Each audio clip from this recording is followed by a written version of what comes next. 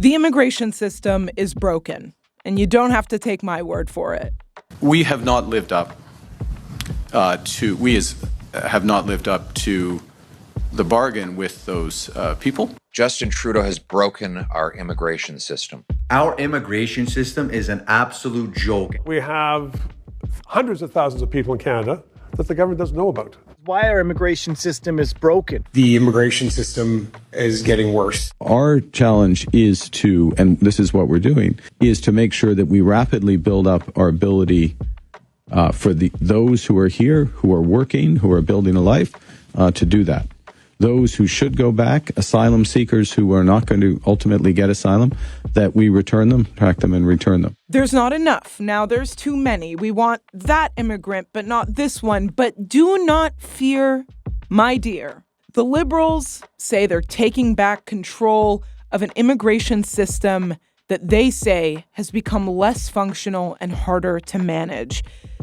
Taking back control from who exactly? The last Liberal government? After months of scattered policy fixes, the Liberals have finally released their immigration plan. They cut the number of study permits and temporary residents by half. They slashed this, that, and almost everything else. Is this a rebrand, a correction, or a confession? And when you slash temporary residents by half, what happens to all of them who are still here, set to lose their status? There are over 3 million temporary residents living in Canada right now. By the end of this year alone, IRCC told us that almost 650,000 people are set to lose their status.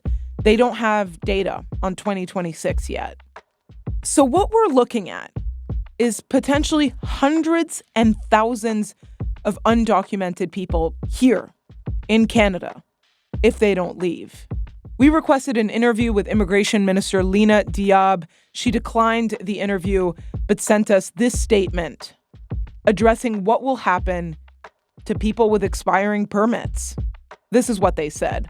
Temporary residents admitted to Canada are expected to comply with the terms of their visitor, work, or study permit and must leave Canada at the end of their authorized period of stay, if applicable.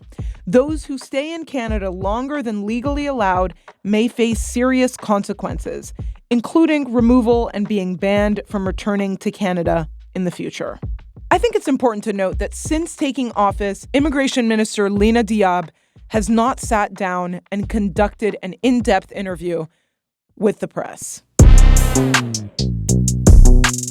This episode, I'm talking to Rupa Banerjee. She's a professor and Canada Research Chair at Toronto Metropolitan University.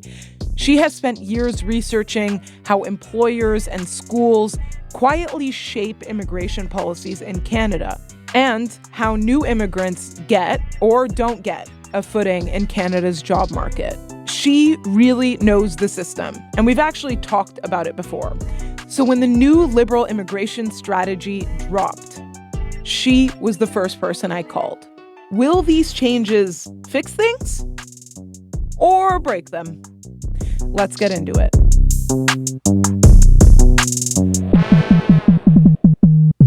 Rupa, thank you for making the time and coming into studio. It's nice to see you. Great to see you too.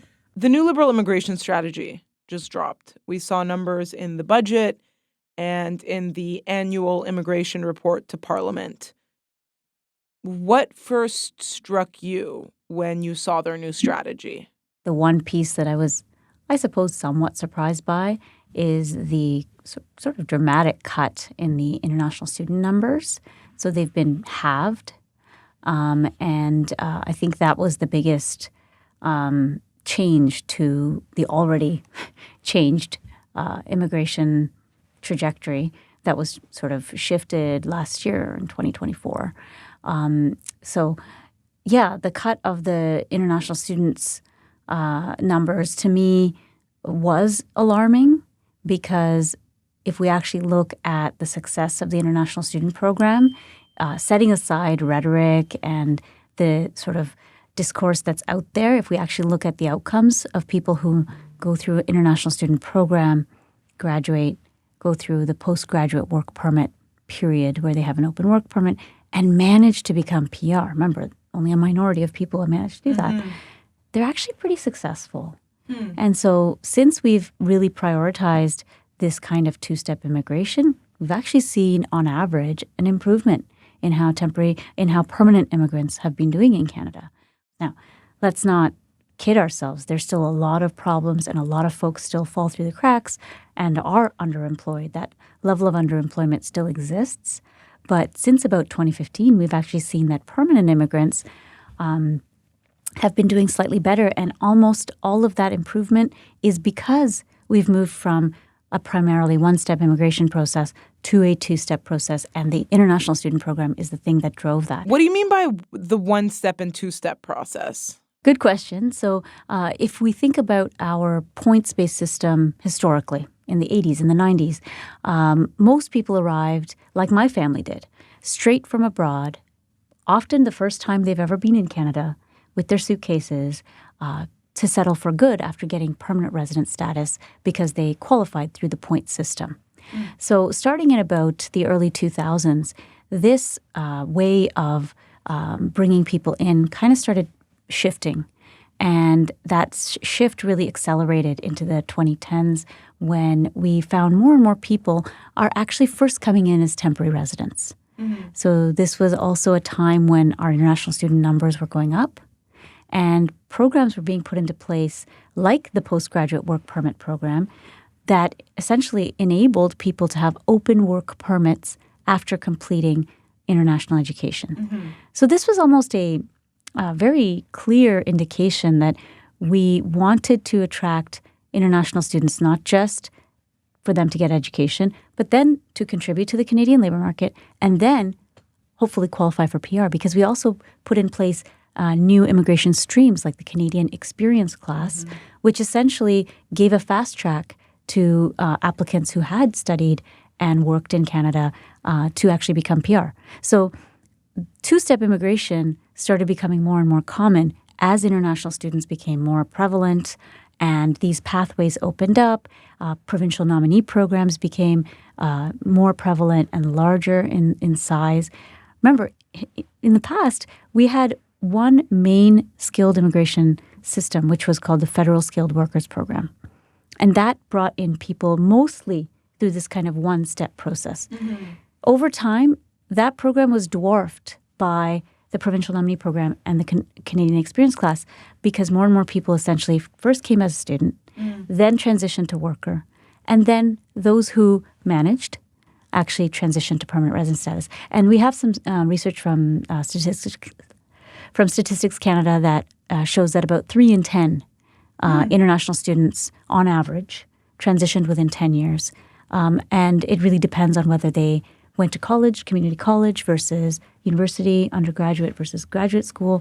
And those who went to community college were less likely to be able to transition, whereas university grads were more likely, and those who had postgrad credentials were the most likely to be able to transition. So when we had this move from one step to two step, you're essentially already filtering out a lot of people. So it's like a survival of the fittest type of thing. Absolutely, yes. Yeah. Earlier, you said you were surprised but not surprised that they cut down this number. Why? The reason I'm not surprised is because the public rhetoric has been so negative towards international students, which is relatively a new phenomenon, right? 10 years ago, we couldn't have imagined that Canadian public would feel, oh, international students, they're taking our jobs, they're taking our housing. This was not a story out there. If anything, people thought that way of refugees, asylum seekers, undocumented migrants, maybe, but not international students. They were really seen as, scholars, people who are coming to study, a benefit to our system because they're, people who are interested in bettering themselves. So they didn't have this stigma attached to them, but somehow over time with the growth of the numbers, but also I think just the public sentiment being shifted because of discourse online and a tying of housing shortages with international student growth. Okay, but is this just rhetoric or is there something fundamentally wrong with the system? Look, I think that when we had an incredibly fast increase of international student permits being issued, folks noticed. It became very visible. And when you say, is there something in the system broken? Yeah, I think there was. I think our post-secondary sector has not been adequately funded for decades. And there was a deliberate effort in concert between the federal government, the provincial government, and the post-secondary institutions like colleges and universities to look for an alternative source of funding. There was a very deliberate structure put into place to enable this growth in numbers. There were MOUs signed and partnership agreements signed between India and Canada, for example. Many of them during this period. An entire industry of recruiters and consultants sprung up to make this match actually happen. And then on top of that, what we find is a lot of programs sprung up that were given the green light, that were seen as designated learning institutions, even though many times those programs were of low quality, did not have any employability attached to them, oftentimes didn't even have, classes. Yeah, we've been covering this stuff for a while on the network here. Jonathan Goldsby and Alison Smith, former hosts of Wag the Dog, actually went and visited one of these diploma mills. Wow, this is... We're just driving around. It's a parking lot, single-story offices. Unit 5 is the Canadian Centre of Orthopedics, Inc. Unit 6 is Classroom N. I think we are here. I think we're almost at a beautiful university, the college. So, Allison, what did we just do? So we just walked around in a circle in an office park in the Don Mills and Lawrence area of Midtown Toronto. And we were out a satellite campus, which is a private college. And it is one of many, many of these in the GTA. And Damilola Onome, a former producer at Canadaland, did an expose on how the international student program works in Canada. It was not until I arrived here that I realized that the country I aspire to live in, along with the agents and the schools I came here for, have helped sell me a lie. The federal government was approving all of these study permits. They knew which institutions those study permits were attached to, and they approved them. So when you ask, is the system broken? Yeah, it was fundamentally broken. But haven't they already been making cuts? I saw news recently that about 74% of Indian applications for study permits in August were rejected. How do you make sense of that? It's a fundamental about face, right? If there hadn't been this dramatic approval in the first place, and not even just approval, just actually concerted effort to bring in folks, then you wouldn't have to have such a severe rein-in because you wouldn't have the kinds of numbers, right? You already see that Indian students in particular are actually not applying to Canada in the numbers that they were back in 2022 and 2023. Canada. It's a country which once used to be a hub for foreign students, especially Indians, but not anymore. Canada is rejecting so many Indian student visas. Quick reality check for all Indian students planning to study in Canada. If you aspire to study abroad, chances are Canada would be high on your list as a destination. Well, tonight we give you some facts to help you make an informed choice. The Canadian dream has come crashing down. There is also now basically a reluctance on the part of a lot of Indian students to come to Canada because one of the main draws of coming was that there was a pathway to permanent residence. So not only do we, have rejections of study permits, but we've also really pulled back those pathways, which was a major draw for Indian students. One thing that we haven't talked about in this new Liberal strategy is that it isn't just a reduction in international students. A lot of international students move on from being students to having a work permit.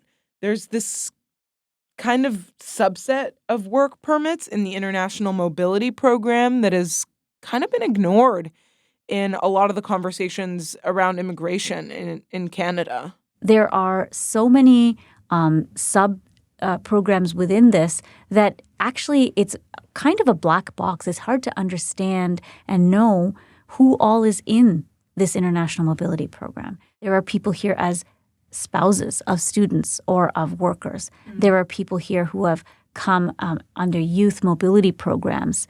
So maybe we can talk a little bit about how it came to be this way, like a little bit of a history lesson. So we've had temporary foreign worker programs for a long time, for many decades. And the current sort of temporary foreign worker program, TFWP, started in 1973, and it kind of has its roots in even earlier programs. But when we thought of TFWPs until recently, we really thought of seasonal agricultural workers working on our farms, picking our berries, and we thought of caregivers. So for many decades, Canada also had a caregiver stream. For a long time, it was a live-in caregiver program, which required temporary foreign workers to work in people's homes as either child or elder caregivers. And they had pathways to permanent residence. Seasonal agricultural workers, on the other hand, never had a pathway to permanent residence. Now, there was a period of time in and around 2012 or so where employers within the service sector turned to temporary foreign worker programs to actually bring in service workers. So working in Tim Hortons and other fast food establishments. And there was a stream called the low-skill, low-wage TFWP that essentially allowed employers to bring those folks in. With the growth of that, we saw much more of a public outcry for two reasons. And I'm going to kind of call them either protectivist or protectionist.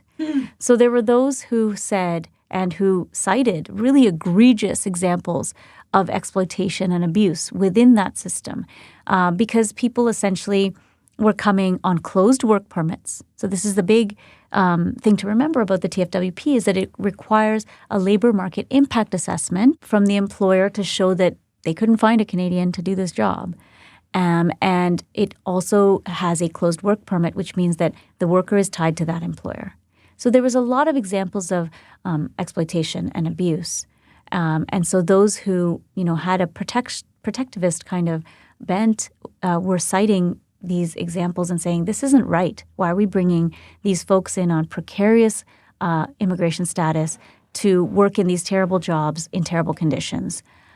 The protectionists, on the other hand, also thought that this program was out of control for a different reason, and that was that it was taking jobs away from Canadians. So, we're hearing this now again.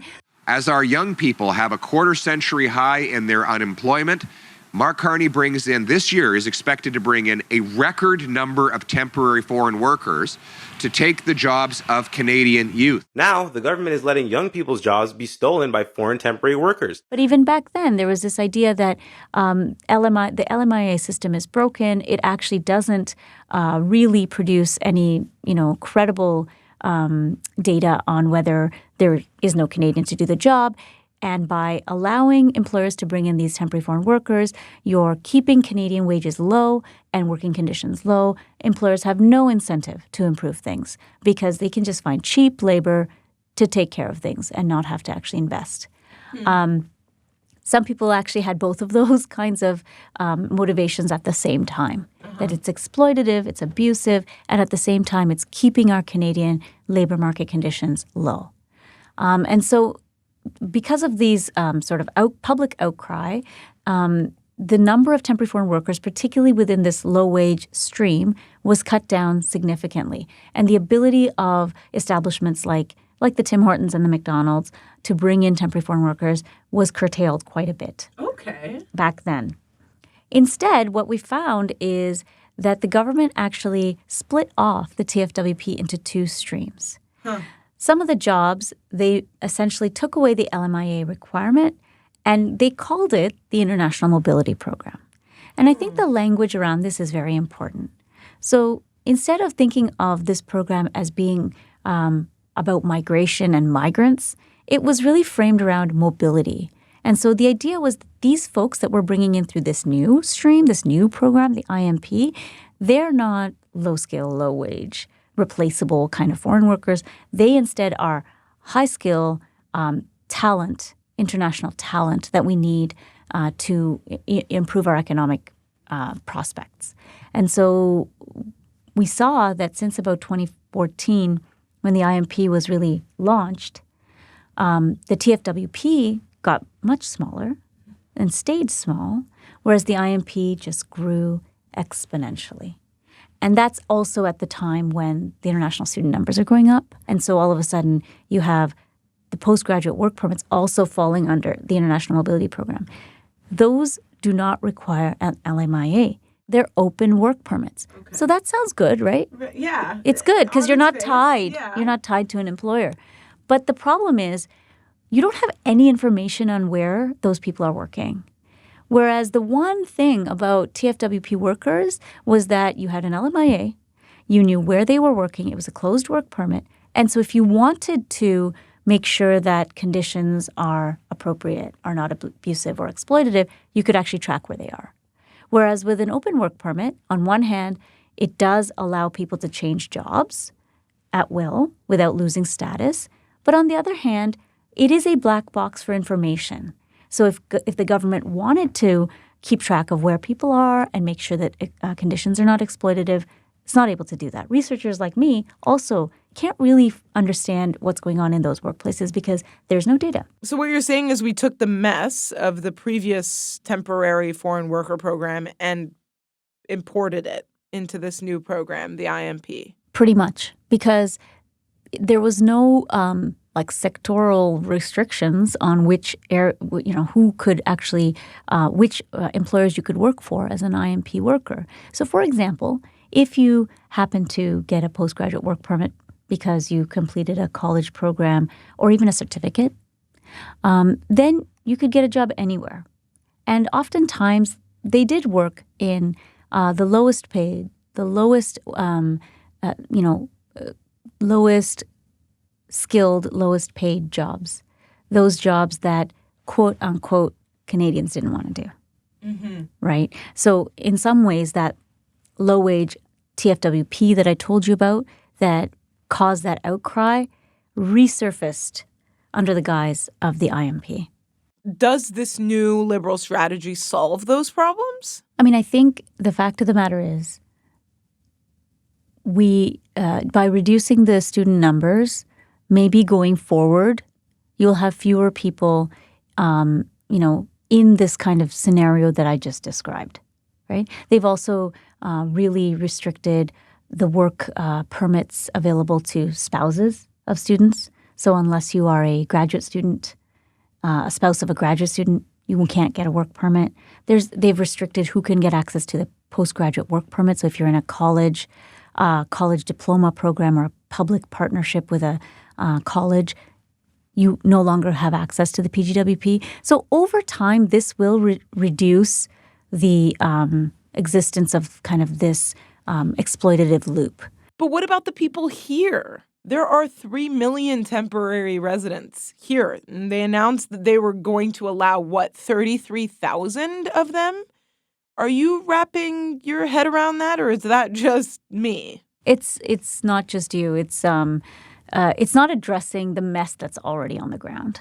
And the 33,000 TR to PR that they've announced is woefully inadequate and essentially still, I think, risks putting a lot of people into that position we were talking about earlier. I think that's the thing I'm most concerned about is that it was this about face happened while people are in the system and also came with a particular understanding of what to expect.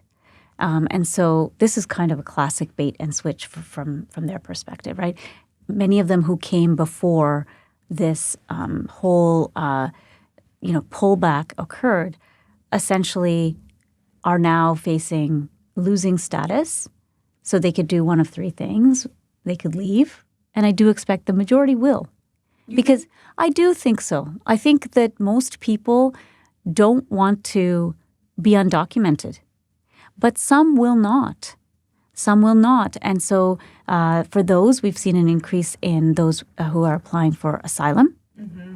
So that's one route. And now our asylum system has a massive backlog because of it. And then the third option is that they will stay in undocumented status. And that has, implications that we as a country haven't really dealt with before. We've never really confronted the idea that we will have a sizable undocumented population. And I think as much as the current changes were meant to address the public backlash, the fact is if we have a sizable undocumented population, this will fuel even more backlash.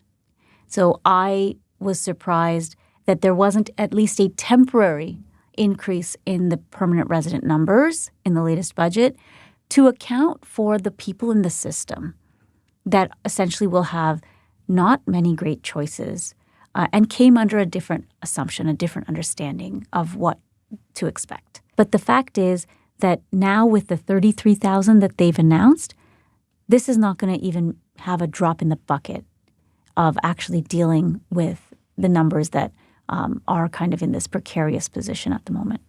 We can't just give everyone status, right? So what's the solution here? A temporary increase in the number of permanent resident spots would have helped. To me, the 500,000 permanent residents that was in the previous plan back before the downshift was actually appropriate. I think it was appropriate because we have so many people in the pipeline that could contribute. And at the end of the day, we need them. We still have an aging population. We still have the need to actually grow our economy. And immigrants are pretty much leading and contributing to the growth of our economy. But doesn't keeping the PR numbers high also look bad? It looks bad. And I think that that's, at the end of the day, why we see this focus on numbers. We have to reduce the numbers. And that seems to be more satisfying to people who already feel that there's just too many. Why can't the government give everyone status? At the end of the day, if we gave everyone status, there would be a massive outcry. And then, I think it would actually exacerbate, the lack of housing supply, particularly at the low end. It might exacerbate, other forms of sort of backlash towards newcomers. And if you talk to newcomers, they are among the first to say, please don't just let more and more and more people in. So immigrants are actually, in many surveys, are just as weary of kind of really open border kind of policies. So I don't think it would fly from a practical and a political perspective. But instead, we could do a better job of actually prioritizing not just numbers, but also what kind of skills we need throughout the labor market, not just at the high end, but throughout the labor market. When do you think we'll start to feel these cuts? I think we're already feeling them. I think starting at the end of 2025 and into 2026, a lot of people are having their postgraduate work permits expire.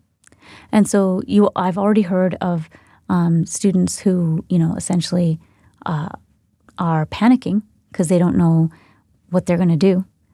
We've seen the asylum numbers already go up. So I think it's not when will we, it's that we already are. And now I think with the cuts that were announced, there's going to be folks who are still, saying that's not enough. Do you know what our population would be in the year 2100?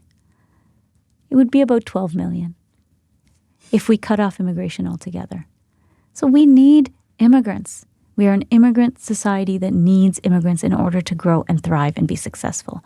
So, Canadians need to understand that that it's not just a sort of charity case to welcome newcomers or be pro-migration. This is a matter of survival and of success of our society, essentially. And then on the other side, if you actually look at the impact of especially the fact that we don't have enough spaces, even close to enough spaces for people already in the pipeline to consider transitioning, it's kind of very worrying. It's a bit of a disaster waiting to happen, or already happening, I think, in some ways for a lot of folks. Rupa, thank you so much. Thank you. That's been This Week in Canadian Politics. If you like this episode, please leave us a like, a comment, and you can even subscribe and hit the bell if you really like us that much. If you like us even more than hitting a like or subscribe or whatever the hell I just said, you can go to canadaland.com/join to support us. We would love your support. I'll catch you later.